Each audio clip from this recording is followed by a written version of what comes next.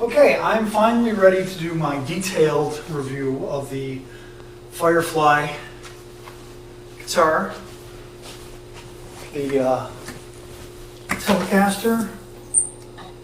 It is the FireFly HH. I'll adjust the camera here.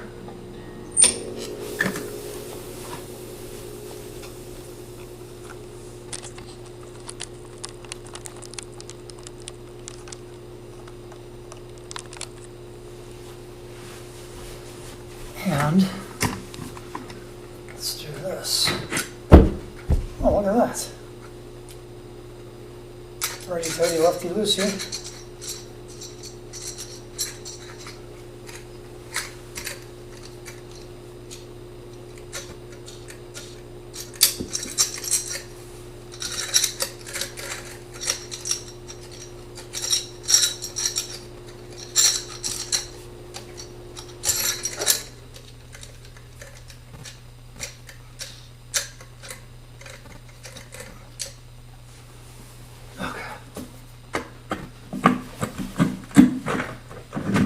Okay, so going to try to do a review, detailed review of the FireFly Guitar. I believe the model is the FFTH that I ordered from Amazon. I didn't want to do a detailed review the day I bought it because I was experiencing some really weird things. The tuning was not stable at all, and I was going to be really negative and be like, you know, what's wrong with these tuning machines? But then it hit me.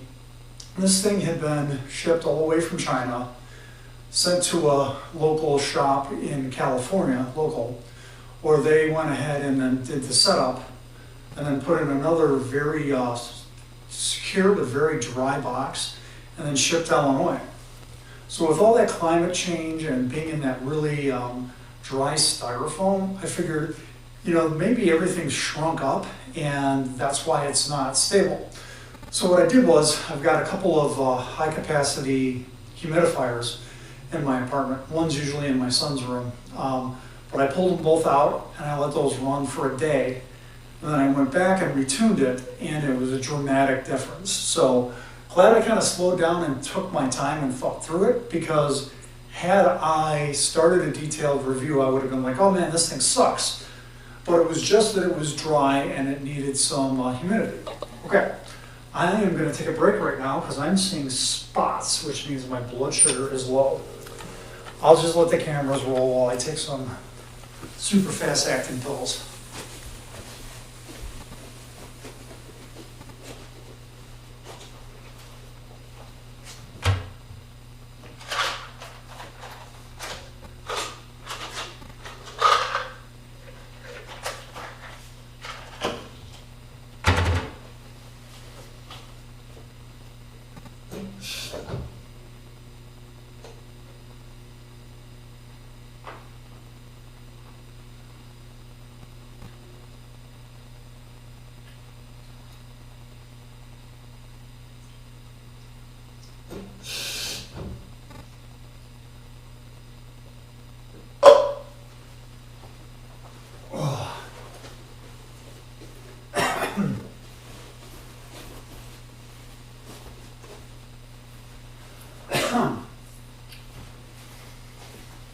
Okay, those super fast acting trigger pills should kick in a second here.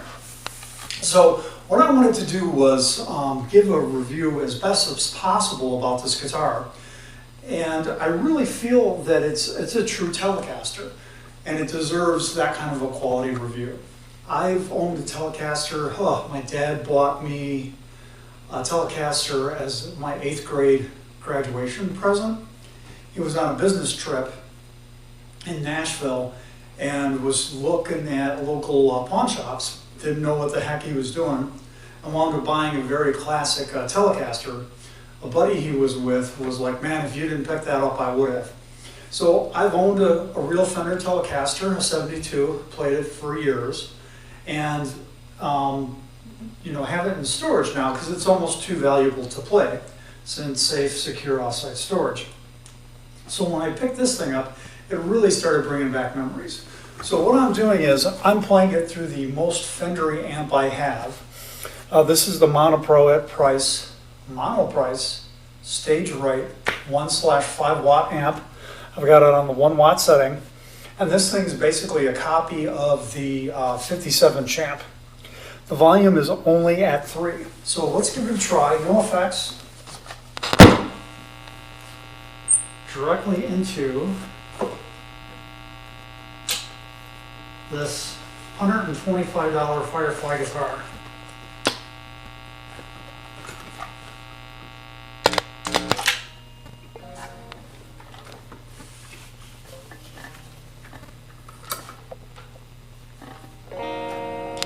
The sugar pills are kicking on already. The spots are going away.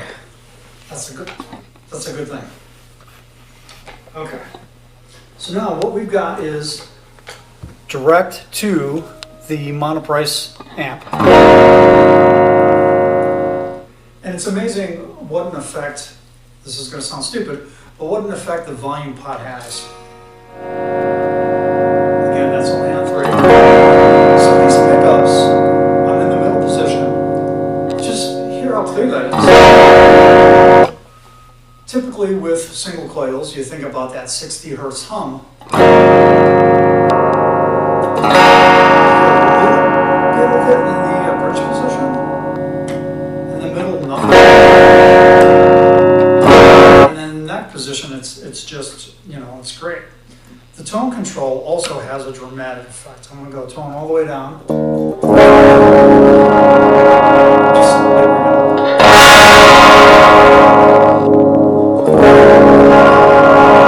The tone's all the way up. It's really light, very Fendery, and it makes the amp crack up a little bit, even at only 3.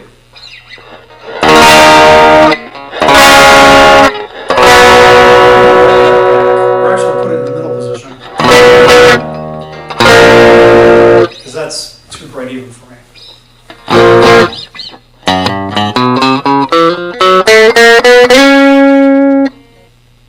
We'll cut this out. Maybe leave it in. So I can show you how stable the tone is now and how well it's working. Before it was taking me like forever to get them even close. Again, it was just because the wood had shrunk and it was not happy. That still sounds a little short. Maybe it's just my ear.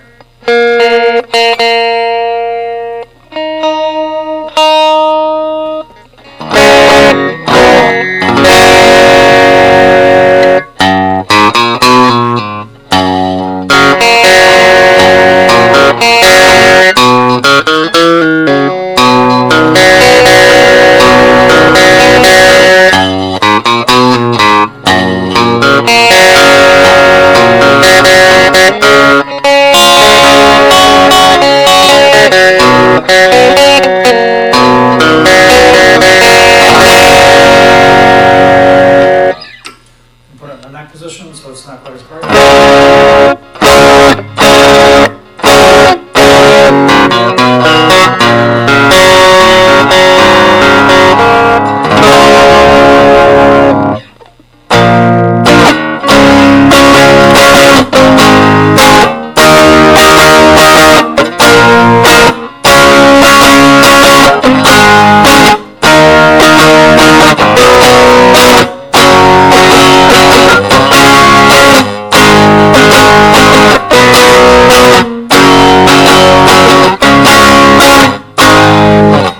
Spanky, which is how I always think of Fenders.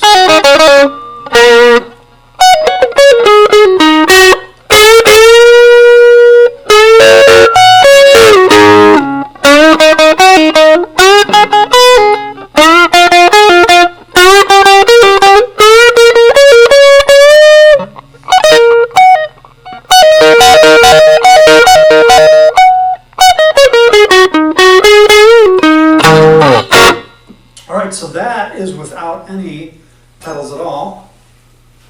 To be safe, I'm going to go jam a couple more sugar pills down my gullet, and then we'll switch to some pedals and see how she drives the amp with a couple of pedals. All right.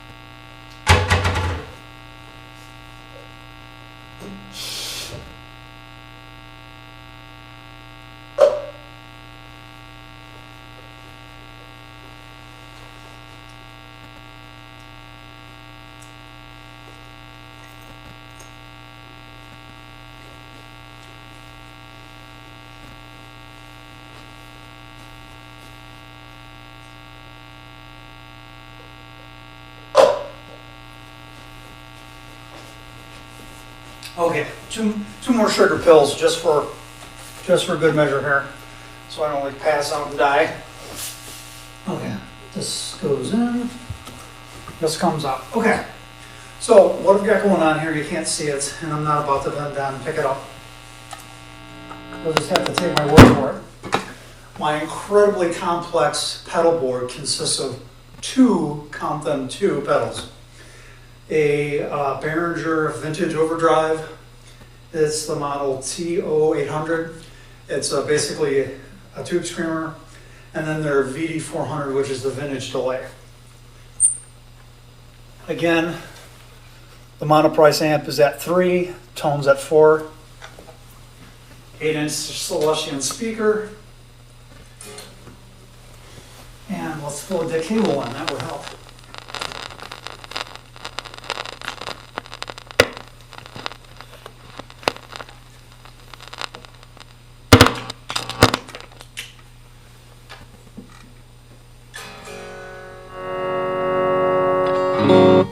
Just a little bit of volume there. And we'll engage the overdrive.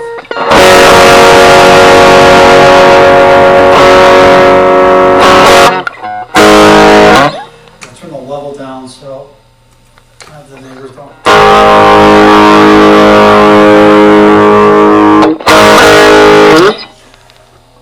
And then now we'll engage the delay, which I have tuned down so it's more like a reverb. So one thing a lot of people don't know about Jimmy Page, he is one of a plethora of just amazing guitar players that rotated in and out of a British band called the Yardbirds. Just off the top of my head, the Yardbirds had Jeff Beck, Jimmy Page, and Eric Clapton at different times. So man, if you're ever looking to turn on to some older music, it's on iTunes. It's like the Yardbirds collection. It'll just blow your little brain away.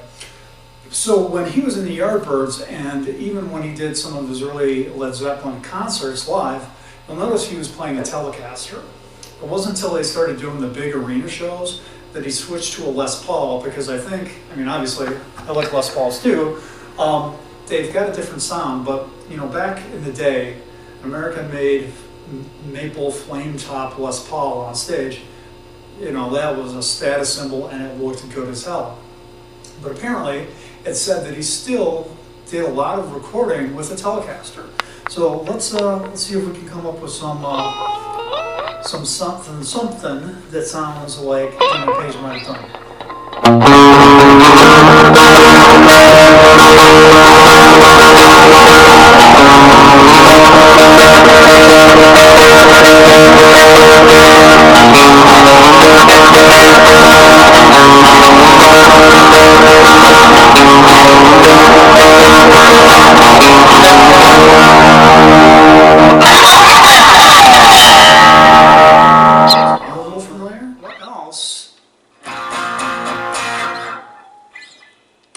Let's just turn the volume down a little bit. I'm going to put it on the neck position so it's brightest.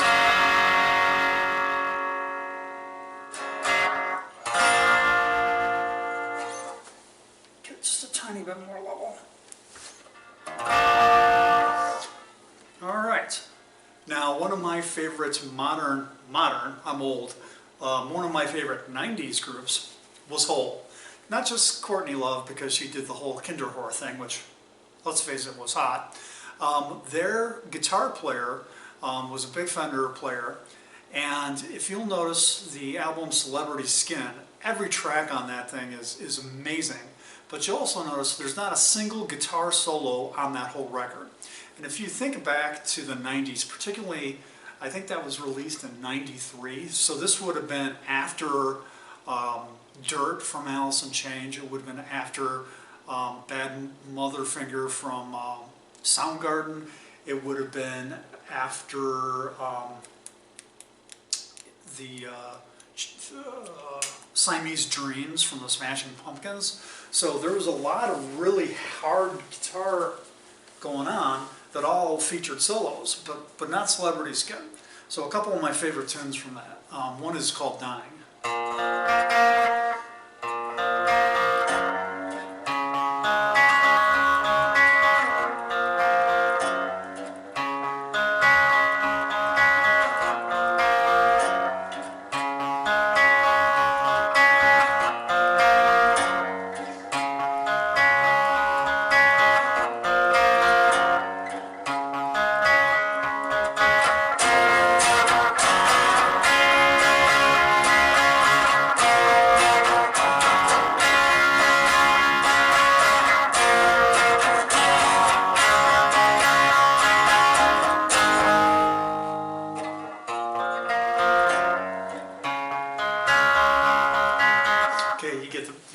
Idea. Another one of my favorite songs, and oh God, I love the live version because not only is it a great live version, but Courtney Love is wearing this little belly shirt with no bra. Hoy! Let's get this up.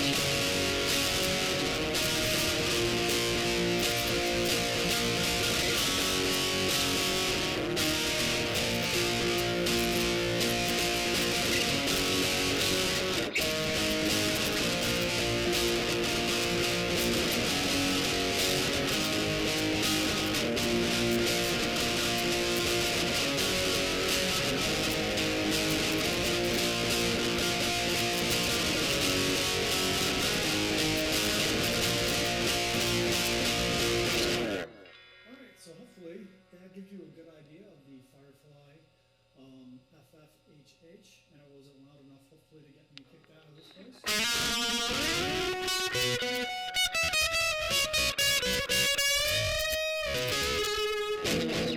Because I like it here.